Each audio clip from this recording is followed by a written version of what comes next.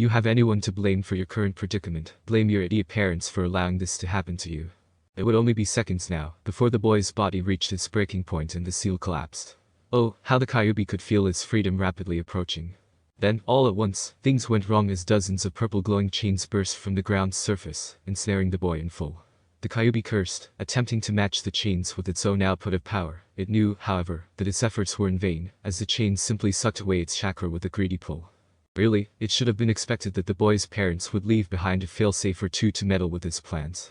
With an irritated hiss, the Kyuubi watched helplessly as its host was dragged beneath the surface below, leaving it all alone to his fury.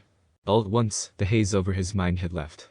Naruto blinked once, then twice, in confusion. Then there was pain, a horrible, ungodly source of suffering that was everywhere at once. It was like every nerve, no, every cell in his body had been submerged in boiling hot water.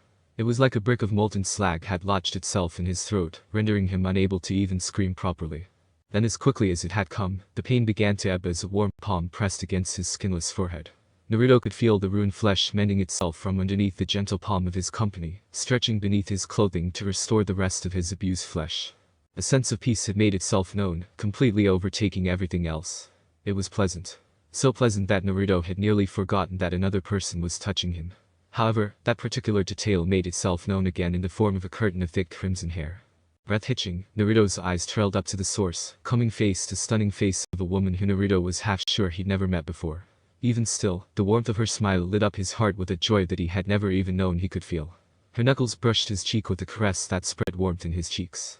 Naruto could feel, belatedly, that he had started to smile back. He'd never been the sort to let others touch him so casually.